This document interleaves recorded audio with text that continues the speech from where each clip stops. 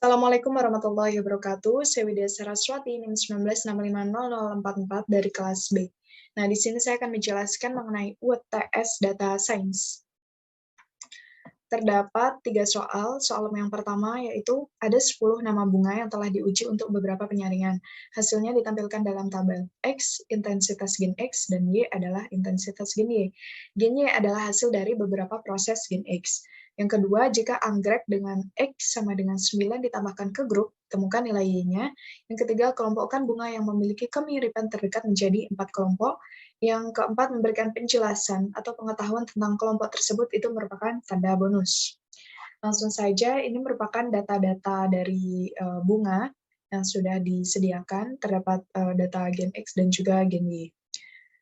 Soal pertama itu menggunakan linear regression.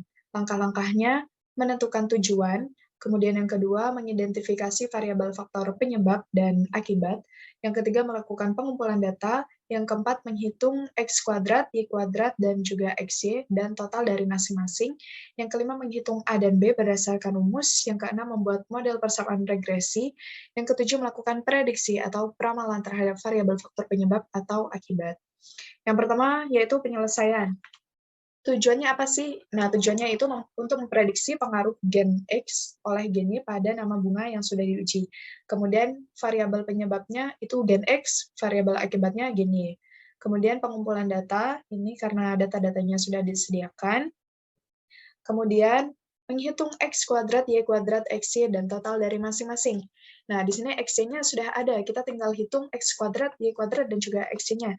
Nah, ini X kuadratnya 1 kali 1, 1, Y kuadratnya 4 kuadrat, 16, kemudian XY 1 kali 4, 4. Begitu juga dengan data-data yang lain. Kemudian kita cari sigma atau total jumlah dari setiap data-data ini. Maka dihasilkan sigma XI-nya 37,5, sigma YI-nya 78,5, sigma XI kuadratnya 188,75, sigma YI kuadratnya 689,25, dan sigma XY-nya ada 353.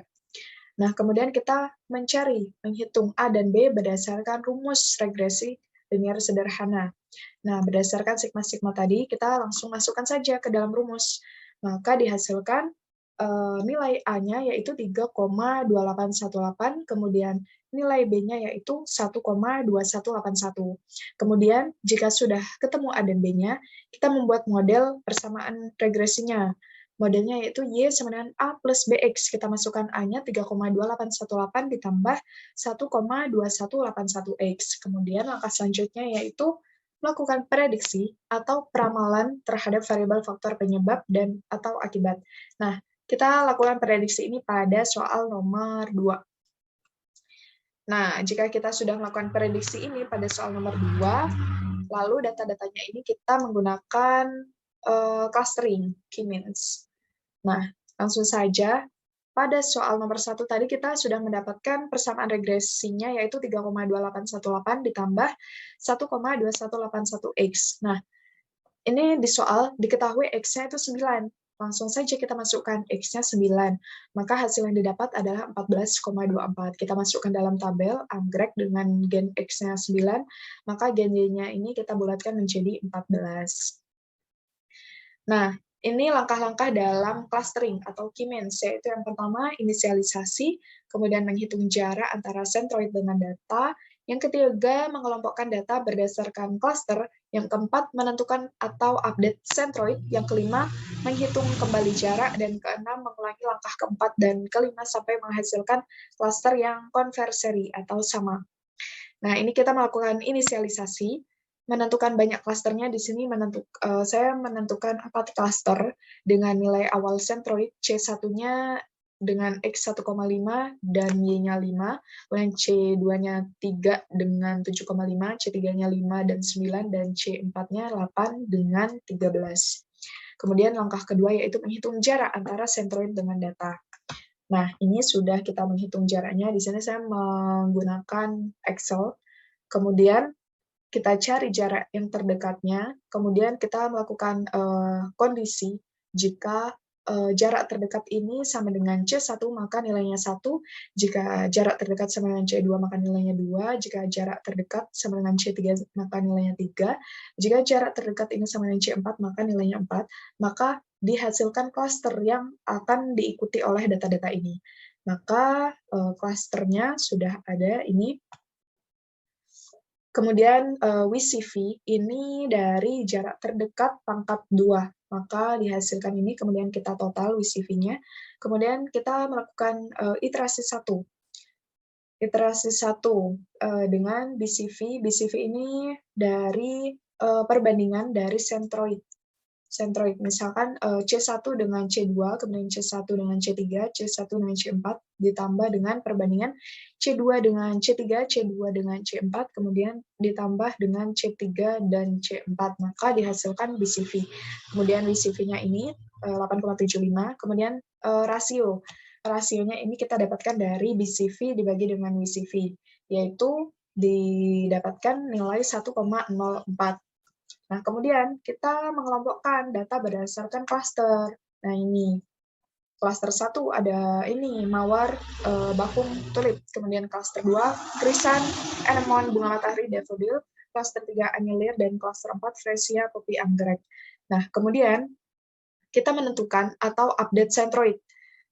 Nah, berdasarkan data-data di klaster 1 ini kita average atau mencari nilai rata-rata. Maka didapatkan nilai rata-rata 1,5, kemudian untuk Y-nya ada 5, kemudian untuk X-nya nilai rata-rata dari klaster 2 yaitu 3,25, kemudian Y-nya 7,375, kemudian X-nya pada C3 rata-rata dari anyelir yaitu 5, kemudian Y-nya 9, kemudian C4 8, kemudian Y-nya 13. Nah, kita sudah mendapatkan centroid baru. Maka selanjutnya itu menghitung kembali jarak dengan menggunakan centroid baru tadi. Maka di sini dihasilkan rasio yaitu 1,048. Pada iterasi pertama tadi, kita mendapatkan rasio 1,044. Nah, di sini 1,048. Nah, itu berbeda, semakin bertambah, semakin meningkat. Kita melakukan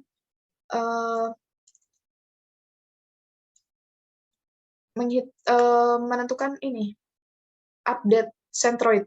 Ternyata centroid yang sudah diupdate itu nilainya sama dengan iterasi sebelumnya. Otomatis data-data yang akan kita hitung jaraknya itu sama. Nah, sehingga rasio yang didapatkan itu sama dengan iterasi kedua, yaitu 1,048. Nah, jika rasionya sudah sama, maka bisa dikatakan cukup untuk iterasi. Maka hasil akhir yang didapatkan adalah klaster 1 ada bunga mawar, bakung, tulip, kemudian klaster 2 krisan, anemon, bunga matahari, daffodil, kemudian klaster 3 anyelir, dan klaster 4 fresia, popi, anggrek. Nah, kemudian untuk soal ketiga yaitu mengelompokkan bunga. Di sini saya membagi dengan 4 kelompok. Kelompok pertama itu berdasarkan bunga yang memiliki 6 kelopak. Itu ada bunga tulip dan daffodil. Kemudian kelompok 2 itu berdasarkan family Asteraceae. Itu ada bunga matahari dan krisan. Kemudian bunga 3 atau kelompok 3 itu berdasarkan tanaman umbi. Itu ada bunga bakung, fresia, dan anemon. Kemudian kelompok 4 itu jenis bunga yang banyak digunakan sebagai tanaman hias. Itu ada bunga mawar, anyelir, dan popi. Nah, sekian penjelasan dari saya. Kurang lebihnya mohon maaf. Wassalamualaikum warahmatullahi wabarakatuh.